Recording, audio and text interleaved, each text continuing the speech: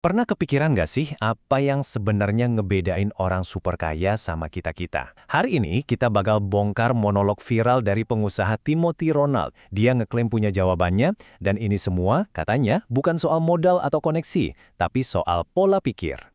Oke, kita langsung mulai aja dari klaim dia yang paling berani ya. Menurut dia, motivasi, sesuatu yang sering banget kita cari-cari itu, nggak ada gunanya. Sampah katanya. Tajam banget kan? Tapi coba kita ikutin dulu alur mikirnya.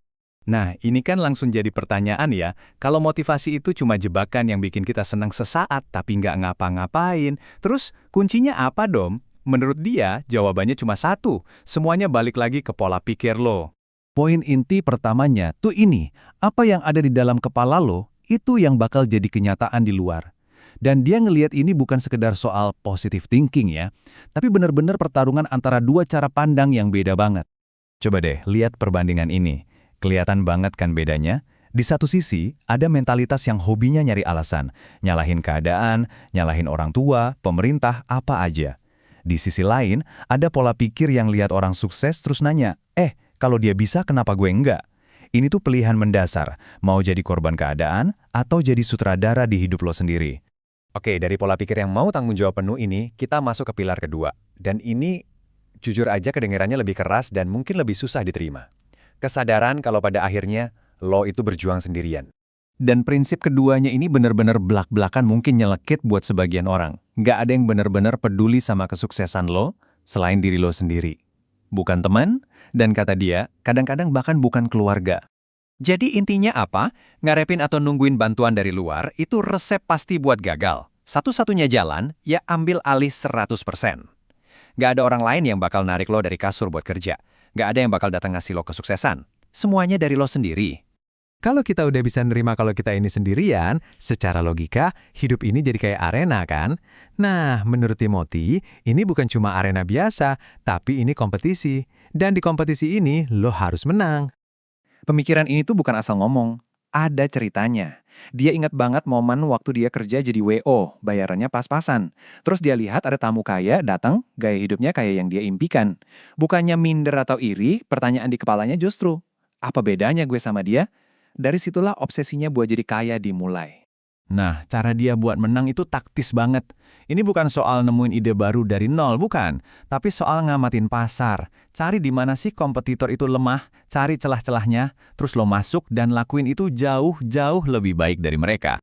Bahkan, dia ngeliat bisnis itu kayak zero-sum game. Artinya, supaya restoran lo rame, lo harus bisa narik pelanggan dari restoran sebelah. Supaya lo menang, orang lain harus kehilangan bagiannya. Pola pikir kompetitif kayak gini jadi pusat dari semua filosofinya. Oke, kalau hidup ini kompetisi yang keras, gimana caranya biar kita kuat lari terus setiap hari buat menang? Jawabannya kata dia, bukan pakai motivasi, tapi pakai sesuatu yang jauh lebih kuat dan bisa diandelin. Nah, di sini nih beda utamanya. Motivasi itu kan perasaan ya. Emosi yang hari ini semangat, besok bisa aja udah males, gampang hilang. Kalau disiplin, itu sistem. Kayak mesin yang tetap jalan aja, bahkan pas kita lagi nggak mood sekalipun. Dia pakai dirinya sendiri sebagai contoh. Dia nanya, lu kira gue mau nih bangun jam 5 pagi bikin video ini?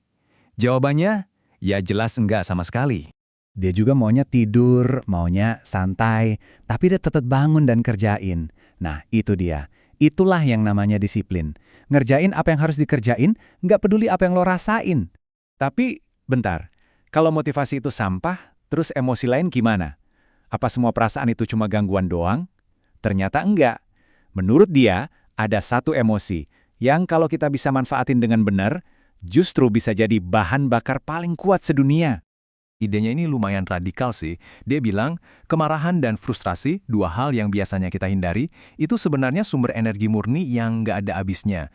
Masalahnya, kata dia, kebanyakan dari kita malah ngebuang energi itu sia-sia. Nah, di sini ada dua pilihan kan? Kita bisa biarin rasa marah atau frustrasi itu ngehancurin kita, lewat tindakan-tindakan yang ngerugiin. Atau, kita bisa tempa emosi itu jadi bahan bakar. Kita ubah energi negatif itu jadi aksi yang fokus buat benerin hidup kita.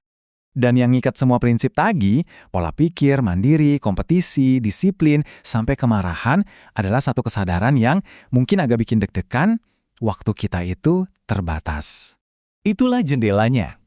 Dia ngeklaim kita semua cuma punya waktu sekitar 10-20 tahun di mana energi kita lagi di puncak-puncaknya buat benar-benar ngebangun kekayaan dan ngubah nasib. Lewat dari masa itu, bakal jauh lebih susah.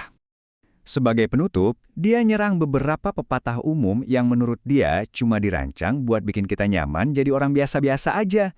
Buat dia, kaya itu bukan soal kemewahan pribadi, tapi soal punya alat buat nyiptain lapangan kerja dan ngasih dampak positif yang gede banget.